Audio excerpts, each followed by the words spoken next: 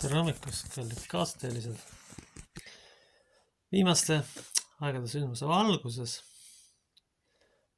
avastasin hoopis selle, et orjalikkus on tegelikult enesetappelik käitumine.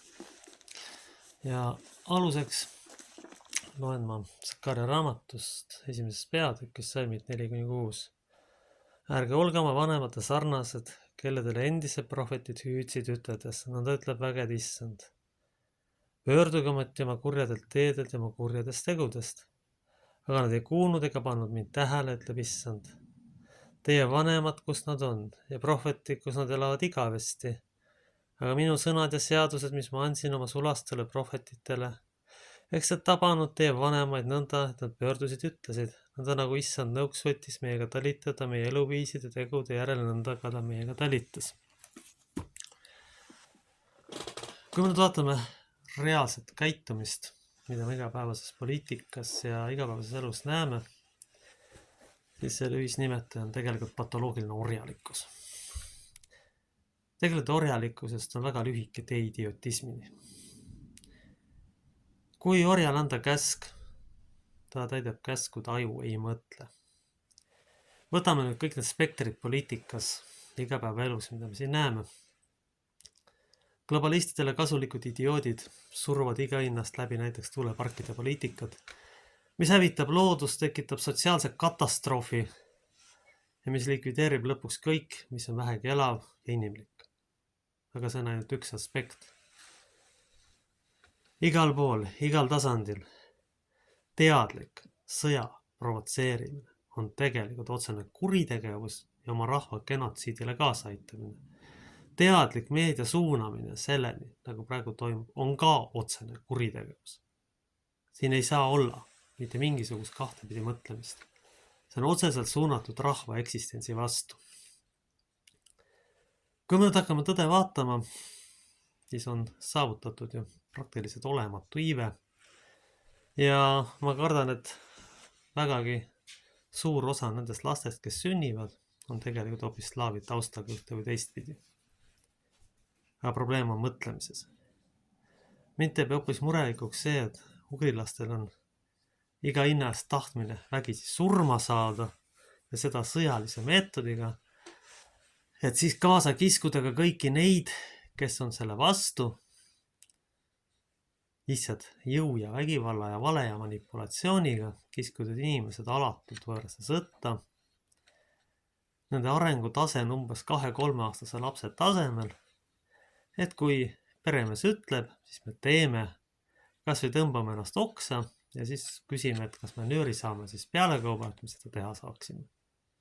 Täpselt seda ma näen igal sammul, igal päeval, igal tasandil. Olen kuulnud ka inimesed, kes näiteks karkudega tööl käivad, ütleme, need inimesed on juba patoloogilise orjalikkuse näiteks. Need võiks üldse ravile saata. Seal ei olegi midagi enam teha. Tegemist on juba meditsiinilise probleemiga, kui inimene ei suuda isegi vigastatuna kodus püsida, siis see räägib tegelikult sellest, et tegemist on juba kaugele arenenud viimase staadiumi rolli nihke või orjalikkusega.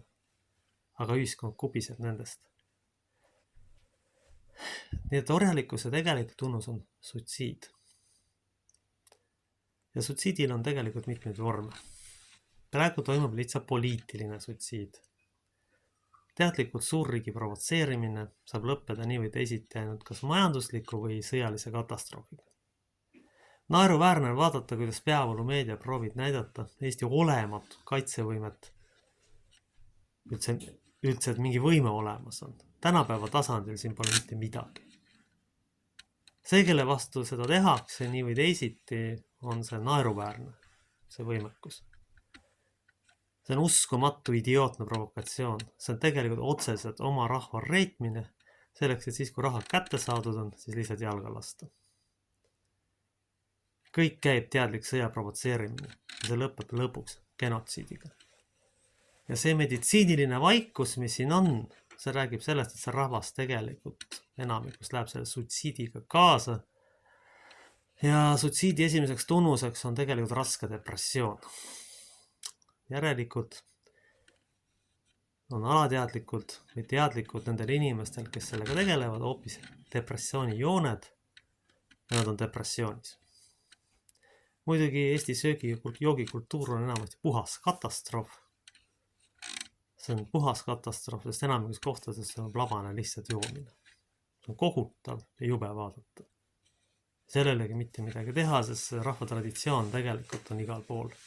Toimub suitsidiaalne käitumine, moraali puudumine igal tasandil, otsese satanismi kultiveerimine, igasuguste lauluvõistluste, igasuguste muude asjadega tegelikult kasutatakse otseselt juba satanistlikke sümboleid. Ilma midagi varjamata ja see näitab väga hästi ära, mida siis tegelikult see säästuliit teenib või kes on tema jumal tegelikult. Igatahes mitte jumal, vaid saatan ise.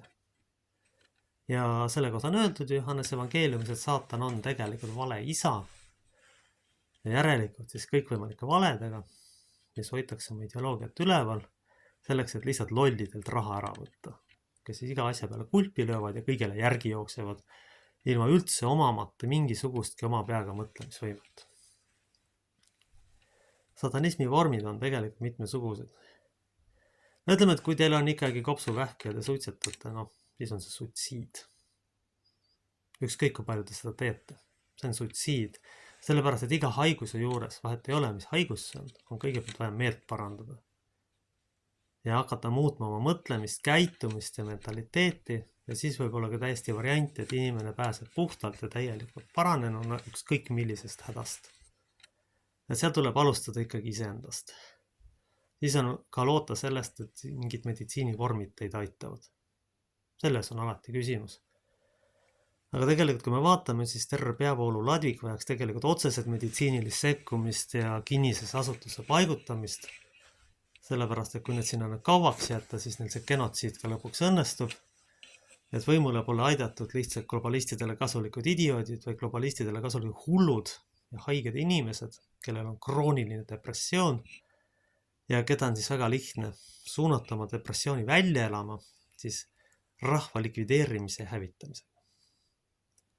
See ongi see, mida tegelikult globalistid on geniaalselt saavutanud, ütleks.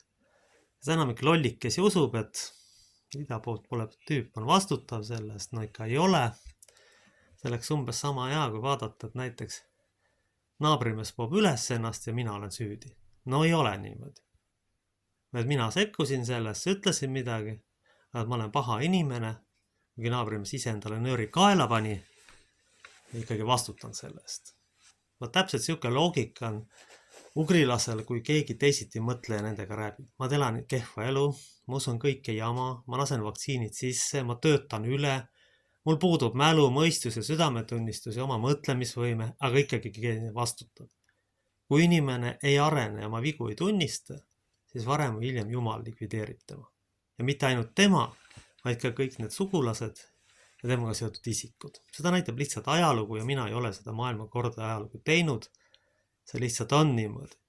Ja praegusel juhul, praeguse tendentside jätkudes juhtub lõpuks see, et seda rahvast lihtsalt varsti ei ole, ka füüsiliselt, geneetilised on ugrigeenid niikuinii juba ammu prügikastis, sest need ei ole võimelised ühiskonnas hakkama saama.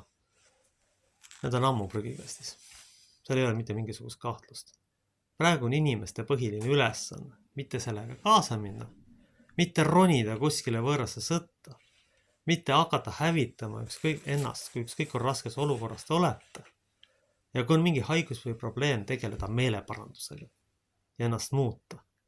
Ja sellisel juhul peaks kindlasti välja lülitama peavoolu meedia, kui inimene sellega tegelema hakkab. Sest see vale pettus ja õudus, mis tuleb, seda ei suuda ükski terve psüühikaga inimene vaadata ega taluda kuigi kaua.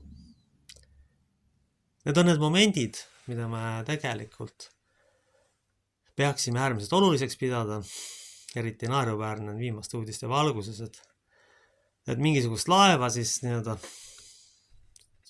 rünnatakse või suunatakse eemale.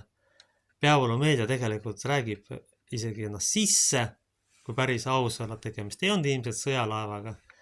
Lihtsalt, et veel tublilt suuremini välja surra oma orjalikkuse ja depressiooni kätte, minnakse kaasa kõik võimalike globalistike korraldustega, omamada üldse igasugust mõtlemisvõimet, arusaamist sellest, mismoodi ühiskonnas tegelikult asjad peavad käima, aga mitte pimesi kulpi lüües, igasugusele jamale kaasa aidates. Mida siis veel viimastest uudistest rääkida? Grupp seltsimehi Hiinas juba hakkavad Korova teemaga tegelema. Vaadake, kui kavalad nad enda arvates on. Lasevad süstid sisse, tuleb Korova ja siis selleks, et uuesti seda teha, siis need haiged inimesed isoleeritakse, kus nad siis tõenäoliselt hapnikupuuduse, nälja ja kõige muu kätte lihtsalt välja surevad. Ja need, kes ei ole veel seda jama sisse lasknud, hirmus selle sisse lasevad, et nii kaua teha, kui on saavutatud soovitud rahvaarvu vähendamise tulemus, mille tulemusena siis on globalistidele kasulik näljased ja koormatud orjad, kes omapäega ei mõtle, kes üksteise peale kaebavad ja kõiki süsteemi ohjes hoiavad. Kas sellist tulevikku ongi siis vaja või? Seda ei ole mitte mingil juhul vaja. Mis on siis globalistliku meedia, globalistliku süsteemide lõppeesmärk? Esimene asi, mida tegelikult teha tahetakse, võtta ära igasugune kriitikavõime. Igasugune kriitikavõime. Õpetada, et eksimine on kohutav katastroof. Aga seda tehakse juba koolisüsteemis. Varakult juba selgeks, et on olemas nii-öelda õiged vastused. Mõnes asjas on, aga enamikes asjades ikkagi ei ole. Inimestel peaks ikkagi olema tahtmine, tahe, kriitiliselt mõelda ja aru saada, et praeguse kursi jätkudes ootab häving ja hukatus. Igasugused tuulikud, igasugused sõjad viivad lõpuks selleni, et siin ei ole mitte kellegi hea elada ja siin praktiliselt mitte kedagi ei ela. Mind teeb tegelikult kõige murulenikumaks hoopis see, et inimesed on jalga lasknud ja lihtsalt jätnud globalistidele kasulike idiootide kätte riigi ja rahva või oblasti, kui nad siis viimase elu ju välja imevad. Jättes inimesed nälga, viletsusse ja hävingusse. Viimane aeg on midagi muuta, kutsun üles ikkagi vastu hakkama, kutsun üles ka inimesi mõtlema, keda te näiteks võimul tahate näha, sellepärast, et praegu olemasolevad süsteemid enamikul juhtudel ei tööta, vaid kahjuks istuvad seal globalistidele kasulikud idioodid. Aamen. Meie isa, kes oled taevas, pühitsetud olgu sinu nimi, sinu riik tulgu, sinu tahtmine sündigu, nagu taevas, nõnda maa peal.